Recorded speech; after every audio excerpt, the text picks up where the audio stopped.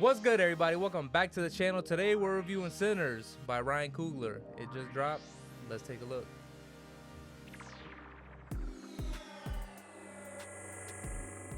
Area of entertainment.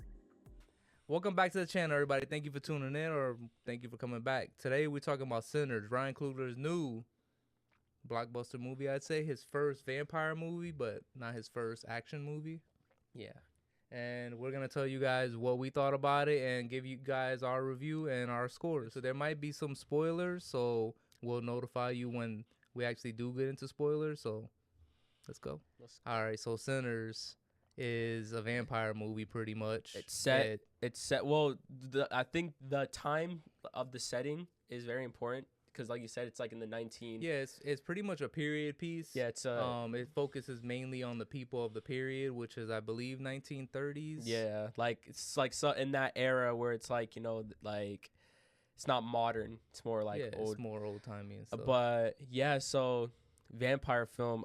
It's pretty like similar to like From Dusk Till Dawn. If you guys have seen that movie. Yeah, I think that this movie was inspired by Dusk Till Dawn. Where like in the first like beginning and middle, it's just building the characters and building the whole world. But then towards like, you know, as the movie goes along, that's when the vampires hit. So it kind of takes time for the vampires to actually like, you know, it's a slow burn until we actually get to the vampire. But I think like an hour in. But I think that's a good choice though, because just the way how like it was like, you know, handled, it was a good choice to like, you know, go that route with that whole thing. Yeah, because we don't know these characters. Yeah, like so it's like this. The first hour of the movie is literally world building, where they're literally gathering all of their friends and people, and they're pretty much. So we can just get into the plot a little bit. You know, we got the smokestack twins. Oh played by both Michael B. Jordan. He plays twins. Yeah, they're twins. Their cousin Sam. Their cousin Sam. Yep, they recruit him to be an actual musician. For He's technically the main character. Yeah, because we see him in the beginning. We see not a flashback, but we see the end of the movie in the beginning of the movie. Yeah. So we pretty much get an idea of what's gonna happen to everybody in the movie. Which kind of I don't really like when they spoil it like that, because it's like it kind of shows the main like, character and you're like, damn, I want this person to live, but I remember in the beginning that he wasn't with nobody. So of course certain people. So basically, like it just shows like, oh yeah, like a lot of people are gonna die, and then like he like kind of survived. Yeah. But then we pretty much find out what happened. Mm-hmm. So quick run through of the plot. Pretty much the Stack Smoke twins are coming back from Chicago. They're pretty much brothers that are thieves and gangsters and stuff like that. So they come back to their hometown with some money, and they want to open up a juke joint. Yeah, so like pretty much a club for their people. Yeah, which is pretty cool. So we kind of see them gathering the musicians, gathering the and the whole point is that like they're doing this because like it's like, oh, like we're trying to make everyone feel free, like a night where it's like, yo, like everyone's dancing, everyone's having fun and stuff. So that's what they get Sammy, because he's like a guitarist. They get what's his dude with the harmonic, with like it's another character, Slim. I think his name was Slim. Then we got and Cornbread. Yeah, we got like all security. Basically, it's just like I said, just it's trying to build the entire world. And just showing us all these characters and just like letting us like, you know, actually see them and like understand them and like all that stuff. And like, you know, it just like, you know, it's just showing everybody. Yeah. So, I mean, let's just get into scores. Yeah, just score. You know, yeah, because like. So I think, so let me get a little bit into it. So my score really depends on cinematography. I think that Ryan Coogler did an amazing job building the world. His camera work is amazing. The actors did an amazing job. The scene, the way he built just the environment made you feel like you were there and part of everything. The vampires, it wasn't too crazy. I mean, it wasn't like anything new. It was really like the old school vampire where they can't live in the sunlight. Yeah, like they have to be invited in. It's kind of the basic stuff, but there are some things that are different, which we'll kind of talk about in spoilers. But but nothing like it's nothing too crazy. Yeah. It's nothing like it's still in the lore. Yeah. So you know.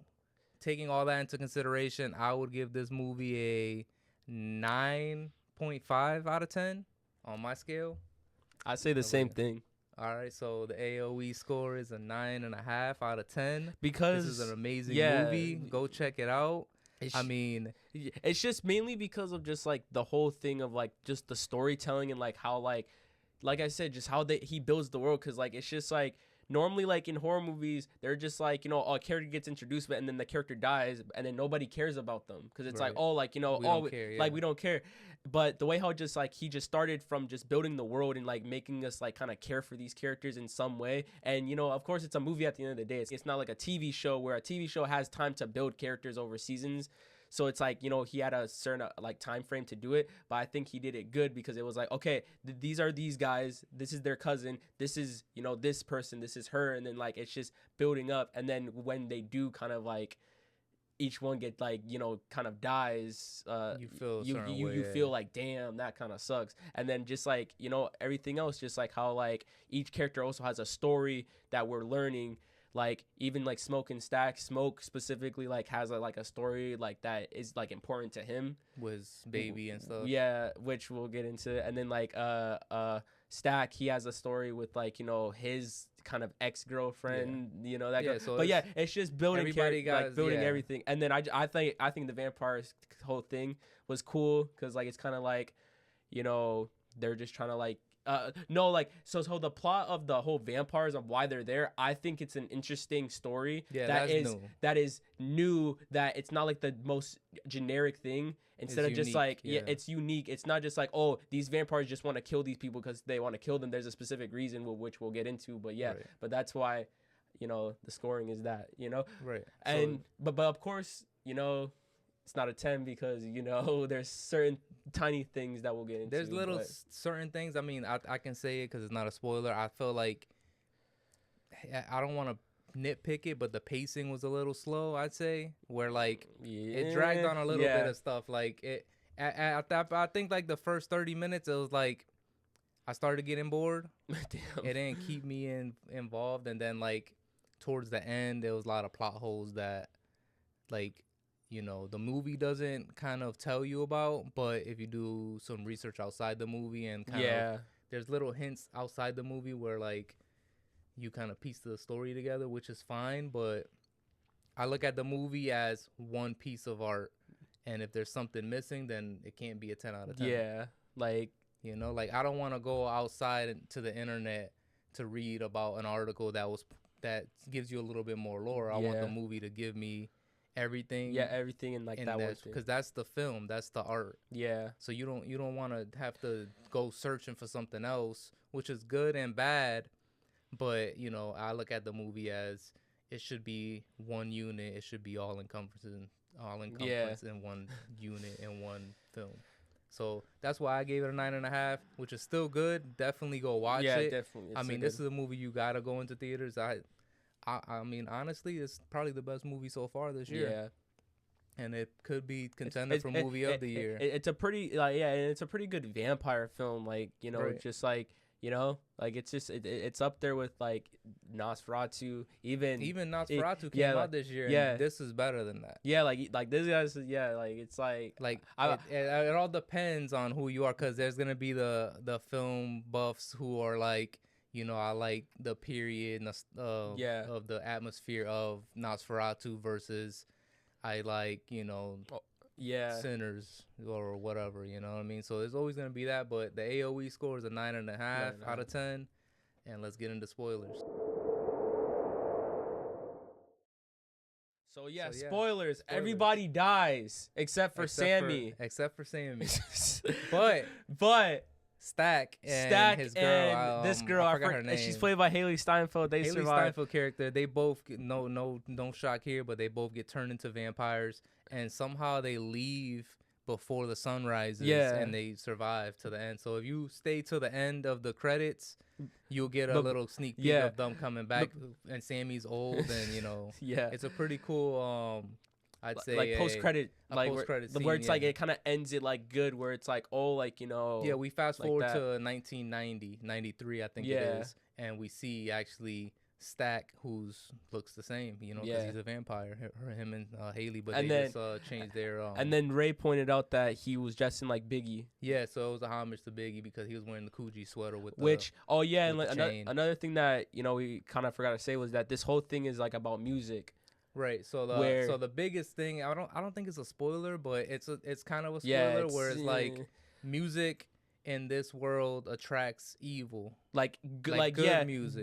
Good and evil, because like in the movie, and this is like what like kind of like makes the whole thing like unique is like basically what it is that music kind of like bonds the ties between good and evil, where it's life and death. So then basically like when you play music and someone's so good at it and they're into it and all this, that music attracts those things and like it brings power and stuff. Right. And that's kind of the whole premise of like the whole movie, where like like I was reading a little snippet online that said that the music bonds the ancestors, so that's why in that sequence, the song sequence, it showed his Sammy's past, which I think that's one of the future. best scenes in the whole movie. Oh yeah, it's actually the best one, because it shows that how music can how music is universal, and it pretty much binds everybody from their past and their future. Basically, it's a scene where Sammy's in the club, and then like they're like, "Yo, play," and he's playing the blues, and then while he's playing, the way how like the camera like it kind of like it just like it starts to monologue like, oh, like when you play music, it bonds the ties between past, present, and future. And then it shows like people that are breakdancing, people like that are playing like Stratocasters and all, and basically it's just showing African people that are like like tribes and stuff. Like it's just showing like all this thing, and then like it just like is a cool montage showing like I think that was the best shot scene. And like, and it's a one take. It's all that is one take, which is amazing because it's like dang, like all the coordination and all that. And then which I actually found out that the reason why the vampire wanted Sammy was because he wanted Sammy, because when the vampire takes you into his group, he gets your memories and he gets your powers pretty much.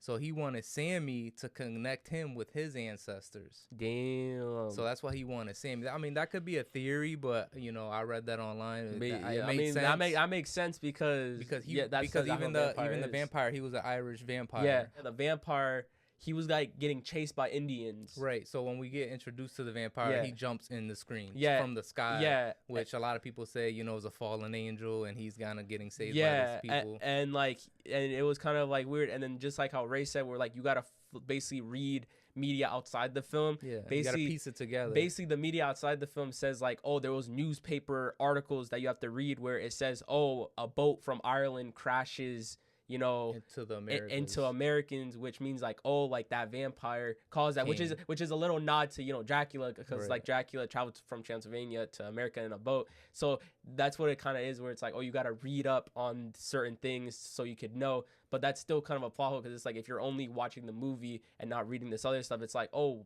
where'd he come from? Yeah. But the vampire, though, he actually looks like, of course, he looks like a vampire. He's like no different. But the only different thing is that he has glowing red eyes, which I think that's like a cool kind of like, difference, because it's like, that's like, his thing. And I was watching a interview of Ryan Coogler, and what was his inspiration for that? What's the inspiration? The villain from Puss in Boots, the movie. Oh, yeah, Death. The wolf. Yeah, the Death. Yo, actually, yeah, I see that. So he said that the wolf, or the villain in Puss in Boots, had red eyes, and that's where he got the red eyes from. That's cool. So, that's a little thing that you got to figure out. Watching watching the interviews and kind of get the inspiration behind it. But that's not really lore. You know what I mean? Yeah, that's just more like a little nod that he did, like inspiration that he got. But just like, of course, like we're gonna kind of skip like all the character introductions. Yeah, because we don't want to go through the whole movie. This is the movie you gotta sit down and watch and like, figure out. Just saying, like, there's a lot of like kind of like story with a lot of characters. Like you got Haley Steinfeld's character, which she plays a white girl that was ex-girlfriends with Stack, and then they had a whole problem. But then as the movie goes along, they kind of get back together, and like they kind of like come to like a a resolution. They're vampires, and they pretty much are together by the end of the movie. And that's the crazy thing, is that like Stack, not Smoke, but Stack becomes a vampire. So then you got Michael B. Jordan twice, where it's like, oh, he's playing a character that like is the older brother. He's like trying to defend and try to help his friends. Yeah. But then you got Stack, which is the little brother, and like he's like a vampire, so he's trying to like kill people and stuff, and like do that his thing. And then you got Smoke. He has his ex-wife or like girlfriend or something. They don't really say which if they he don't was a say, wife or not. but basically they lost a baby, and Yeah. like that's his whole thing That's where his it's like backstory, yeah. you know, and his wife or girlfriend or something, she's like very spiritual, so she's the one who actually tells the whole group The lore, yeah. These are vampires. These vampires are very like different kind of like curse where it's like they'll keep living and stuff, and she tells them like, oh, we need holy water, steaks, and there's like a whole thing with them, garlic. And then we meet Smoke's friend, like the Chinese guy, And his wife, and yeah. his wife. So like they're pretty much like the concession or Yeah, the like grocery store people that he gets food and have everything delivered for the party. And basically all the people that they're like meeting are like invited to help out with this, like even with Smoke's wife, she's the cook. Yeah. And then you got what's that dude that's like he's like the bodyguard. Cornbread. Yeah, cornbread. Cornbread is the bodyguard. He's the bodyguard because he's huge. Like he's like a big he's guy. big. Yeah. And then you got the guy who plays the harmonica, Slim. He's of course and not just harmonica, he was playing piano in there, which was pretty cool. He was a musician. A musician that likes to get paid by liquor. And then as the movie keeps going along, we're just like it's time to like just and another thing is like the vampire, his first victims are KKK members, which we find out, and then that's another subplot, and that's kind of another subplot that's kind of like adds up. But basically, Smoke and Stack are buy this like club from a white man, and then there's like a whole thing where it's like, oh, like what is this place used for and stuff, and the white man's like, oh, it's used for nothing, blah blah, you're fine. And then we find out later that he sells it to black guys so that he can bring his KKK buddies to slaughter them and stuff. And it's like a slaughterhouse. And then the vampire, the vampire actually tells them that because he basically says like, oh, like these guys, that's his nephew right there, and they were planning to kill you guys, so basically I saved you. So like, and he knows that because once he turns you, he gets your memory. Which is kind of actually a cool thing. But I mean, then we have the whole plot where and like they can't let people in, or inviting the vampire in. And I think that's like the main thing is that like did they have to be invited to get in? So like the party's going along, the crazy thing, but then that's when he hears Sammy playing, and that's like, oh, we gotta go. We gotta get in there, and then they can't get invited, of course, because like they're freaking white. Another cool thing about the Sammy scene where he's playing is the actual literal house gets burned, like the roof gets on fire, which is like I think that's a little nod to like the roof, that like the song "The Roof Is on Fire," and then let's burn this house down, and he literally like there's an image of. It's not literally burning the house down, but his music is so powerful that he's burning the house down, and then you can see the vampires kind of being attracted to that area because they want which I think is awesome. It was a good movie for sure. And then what happens next? Then basically the vampires eventually get into the building. We don't want to say because it's kind of, you should see it for yourself. Yeah, it's kind of, that's another thing that's kind of dumb, but we'll just keep going. But like basically each one gets picked off one by one. Like you got Haley Steinfeld's character, she gets off first. Yeah, she's the first, and then she gets Stack. And also another thing, there's a lot of nudity in this film, so you can't not bring really nudity. I mean, there's a lot of like sexual scene, not sexual scenes, but like sexual scenes. It's just vulgar. Yeah, vulgar. But anyways, it's not really nudity. Basically she bites him, she runs away, and then Stack runs, and that's when they find out, and then like just each one gets picked off. Like you got Cornbread, he gets there. The Chinese guy, like her husband, he gets taken, and actually there's like actually we forgot one character, that random lady that Sammy's with. She's a nothing character, by the way. Yeah, you think that it's gonna go anywhere, but she's just there because she's basically a love interest. That's it. But basically, but there's a cool scene where like Smoke's like kind of like wife, she's like, oh, everyone eats garlic. Yeah, and then is like a nod to the thing. And it's like it's a cool thing because we don't know who's a vampire. Yeah, we don't know. Got let in, so she's like, you know what? Everybody eats this garlic. And we find out who's a vampire or not, just to make sure. But none of them. Are vampires. But then there is that tension like in the thing where like it's you like really don't know. But then as it goes along, the vampires eventually get in for a dumb reason, and then they start killing like start going at it, and then just each one kind of gets like like taken out. Yeah, like the Chinese woman gets killed. Smoke's girl gets killed. Smoke's and, yeah, and like she told him to kill him. Yeah, specifically, she was like, oh, like I want you to kill me and stuff because don't worry, because on the other side someone's waiting for me and that's their baby. And like it's kind of a sad scene too for Haley Steinfeld's character, because like she wanted her to be immortal and all that stuff, and then she like cries, and then she's the one who actually she like runs, and then she takes Smoke with and or then Stack with her. Not yet. Oh no, technically not because yet, technically later on Smoke and Stack kind of fight, and then like there's like a whole fight, and then Slim, he dies because he sacrificed himself because he cuts his, which didn't make any sense because it didn't do anything. Yeah, but like it kind of distracted like the vampires for them to escape, and then that's when Sam's girl dies.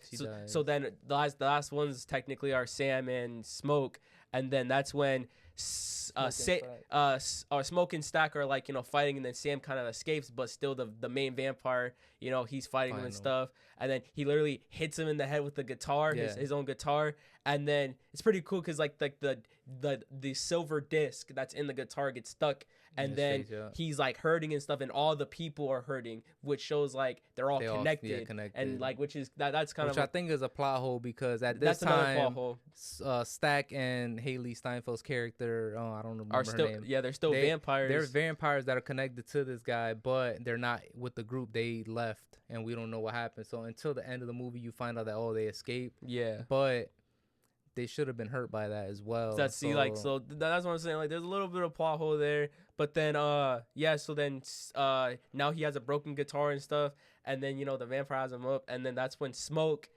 sneaks up behind him after fighting Stack, but then Stack is gone. He stabs him in the back, which is weird because how he get by all the vampires that are on the beach waiting. Yeah, it's and just say shore, this like whole thing is like happening in like a water. Yeah, like a little lake. Little lake, like that's by the club. But yeah, he stabs them, and then that's when the vampire is dying. But then the thing that finished all of them off is the sun comes up. Yeah, and then that kills all the vampires. But we're not done, because remember the whole thing with like the KKK. Yeah, so Smoke stays back and tells Sammy to go home. He tells Sammy to go home, like drive home, like take my car, and then Smoke he had like he had a box, Tommy gun, and like a sniper. Yeah, so he had a pretty much like a Barrett. Yeah, and then and then the whole Sammy driving home thing, that's the same thing that happened in the beginning of the film, which kind of connects that. And we see Smoke like literally like decimate like all these white dudes. Yeah, he takes out like probably 20 of them. Yeah, like he like by himself. Yeah, by himself with like the Barrett and like the Tommy gun. And then that's another good scene. That scene was tough. It was nice to put in there, but it's also like a subplot, so we didn't really need it, but it was nice to have. Yeah, and then and during like the kind of like the fight or like the crossfire, he gets shot. And then, but still, like he's like up, and he kills all of them except for the leader, which is the guy who sold the place. But he shot him, so like they're bleeding and stuff. And like it's kind of a nice moment because like he sees his wife with his baby and stuff, and he's like, damn, like I see them and stuff. I'm gonna join them. But then like that's when he goes fully automatic on the guy, kills the dude, and that's when like he dies, and like he's with his family now, which is kind of a nice scene. And then that's when the movie just ends. But then we have the kind of the post credit where we see Sammy all grown up. He becomes a blues player, and he becomes like a blues player, and he has a scar, which is actually kind of cool because like the vampire scratched him right here, and then still when he's old, it's still there. It's nice because you can identify him. Yeah, like you can see like, okay, damn, Sammy got the scar, and then we see this end credit scene where this old guy's playing the blues, and then it pans and shows like, the scar, and we're like, oh shit, that's Sammy. That's Sammy. He's old. And then same thing, Haley Steinfeld's character and Stack, they come in, and then Stack explains like, oh, like when me and Smoke were fighting, Smoke told me, hey, promised me, yeah, he basically like told me to promise him that like, oh, I would leave you alone and make you like live your life, and I promised him that, and now I'm back though. And then basically he basically is trying to give Sammy a way out, saying like, hey, like you don't have a lot, you don't have to die, like you don't have to, like, because like Sammy is like dying because he's old, but he's like, oh, like I have a option that you could live forever and stuff. But then Sammy's like, nah, like I don't need it. And then of course Stack, like Stack and Haley Steinfeld's character, it's like they're not evil, they're like kind of like neutral. It's like, oh, like when Sammy says, "Nah, I don't want to be," he's like, he respects it, but then he's there because he wants to hear Sammy play again because. And then there's like a whole big thing, and this is like such a good ending because like he was saying like it was Sammy. He was like, oh, like that day scarred me for life because I remember it and stuff. Like every time when I go to sleep, I remember that moment. But what about you? Like like do you regret that? Well, no, Sammy also said that it was the worst day of his life, but it was the best day. Yeah, of his like life. Worst day and best day, and then he said, was that the worst day? And then it was such a good scene because like Stack, he was like, yeah, because. That was the last time I saw my brother. That was the last time I saw the sunset, and like that just was the last time we were free. Yeah, that was it was like he was like, yo, for those 3 hours though, we were free, and that was just like so good because I'm like, damn, like that's some real like storytelling because it's like, yo, that's the whole point of this whole movie is like they wanted to make the club so then they could have be free place for their own place that they can be themselves and be free. And then that's when they leave, and then and that's the end, which I feel like it was fantastic, like just like a great movie, just all around. They don't need a sequel. I don't think they really do need a sequel. They definitely shouldn't put a sequel because like here's the thing, I feel like the only way that they will actually make a sequel is to only explain how the vampire like a prequel to like, oh, why are the Indians hunting this vampire? Right. Like what did the vampire do before he crashed on the boat? And like it kind of did all that. Like but also it wouldn't make sense. It wouldn't make sense because it's like it's like it's also weird because like the vampire isn't really evil if you think about it, because he's not killing people because he wants to kill them and he wants the blood. He's really just killing the people because he wants Sammy. Dude, he killed the people in the first shit. Yeah, but they were bad. They were evil people. It was the KKK. Yeah, I know that, but like still, he killed them, and then that's when he heard Sammy. So he didn't know Sammy was there though. Yeah, I guess. But before that, before the vampire killed like all the people that left the club because they they ended up kicking everybody out the club once Stack gets bitten by Haley. Yeah, because Haley's the first one to turn because she goes to check on them because they were saying that they needed money or whatever. Yeah. So she turns first, and then she comes back in and bites Stack, and then Smoke kicks everybody out. But then literally like there's like 10 minutes later, everybody turns into a vampire. But it's also like he didn't have to do all that. But like he just needed to get Sammy. But he just Sammy. I see what you're coming from. So it's like, is he really bad? Probably not. I think he's neutral. Like he's like lawfully evil. Yeah. Whereas like he's evil, but it's like he's still like, oh yeah, I'm good. Like I'm still good. Like I'm the one who literally. Because it's like if vampires are always evil, then why wasn't Stack and Haley's character at the end evil? You know what I mean? Like true. Yeah, they were vampires, but they were like really chill and like kind of low key. Yeah. I mean, and also you can say the same where it's like, oh, like, he's like, oh, I technically saved you guys because I'm telling you that these guys are going to kill you tomorrow. Yeah. So it's like, yeah. But still, though, it's like, you trying to kill us, though, right now, though. But it's also like, if you think about it, like, because the girl, Smoke's girl was like, once you turn into a vampire, your soul gets locked in your body or whatever. Which is like, isn't that technically what is...